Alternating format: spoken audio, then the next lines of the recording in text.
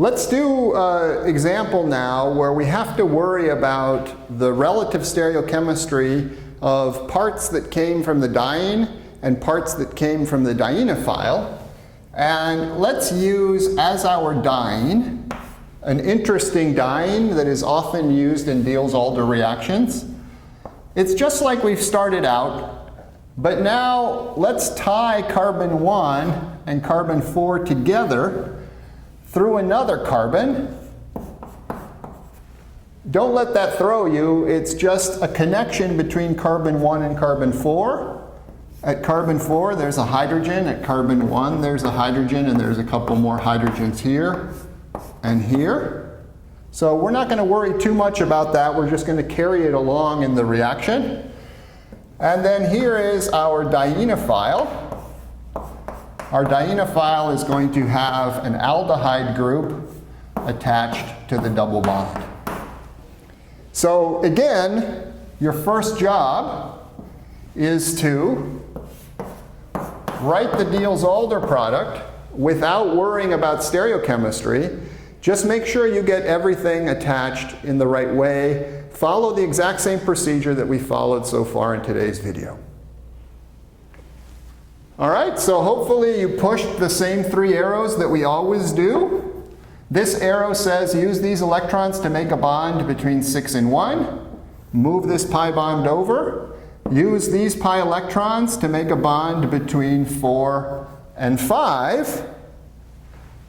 Don't go off track here. You still are going to make a 6-membered ring like this. It's going to have the double bond in it. Carbon 1, 2, 3, 4, 5, and 6. And now here's where things get tricky for the first time you're doing this. What about this carbon right here? Let's call this carbon, I don't know, 7. Where is carbon 7? Well, it's still attached to carbon 1, and it's still attached to carbon 4.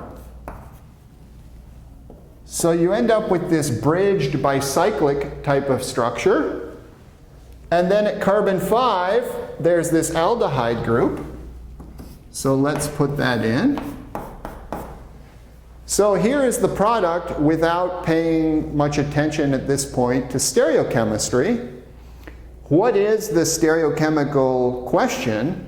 Well, the stereochemical question is whether this carbon 7 is above and whether this aldehyde is above or below the plane of this 6-membered ring.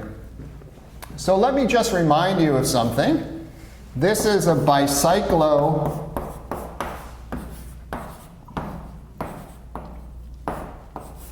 2-2-1 type of framework. We can redraw it in this way.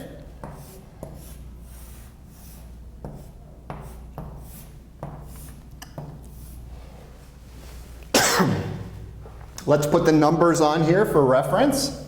1, 2, 3, 4, 5, 6, 7. If you haven't practiced drawing this type of structure in a while, this is a good time to review that. Particularly important will be the fact that if you put in the groups at carbon 5 and you put in the groups at carbon 6, they will look something like that. At carbon 6, we don't have to worry too much. There's a hydrogen here and a hydrogen here. But at carbon 5, there are 2 possibilities. The hydrogen could be located here, and the aldehyde here. Another feasible product would be this one. Everything is the same so far. Carbons 1, 2, 3, 4, 5, 6. At carbon 6, there are 2 hydrogens. But we could have the other arrangement at carbon 5. You could have the aldehyde here and the hydrogen there. This product with the aldehyde tucked in underneath here, this is called the endo product. And this is called the exo product. And for reasons that we will discuss more in class, maybe by the time you watch this video we've already discussed them, it is the endo product that is typically the major product, sometimes the exclusive product, whereas the exo product is the minor product. So if you have to draw one of these products, you would go with the endo one. And I just want to point out the following. If you go back to the diene and you classify the groups at the end of the diene, carbons 1 and carbon 4, like we did before in the video, as an outside group, here these hydrogens occupy the outside positions, and now carbon 7 occupies the inside position. What you will see is that in the endo product, the inside group, the CH2 in this particular case, and this group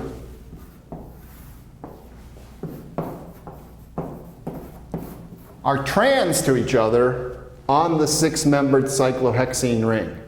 In other words, carbon 7, the inside group, is above the ring, and this carbonyl group is below the ring.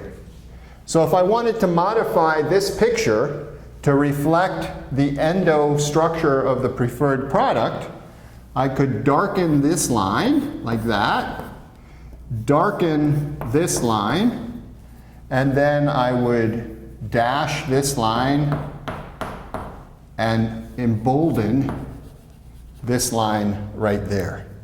So this would be another way of representing the endo product. A quick way to write the endo product is to remember that whatever the inside group was on the diene will end up trans on the 6-membered ring to whatever the attached group on the dienophile was. Okay? So hopefully we'll have some additional practice drawing Diels-Alder products of this type. So look for some of your daily assignments for additional practice.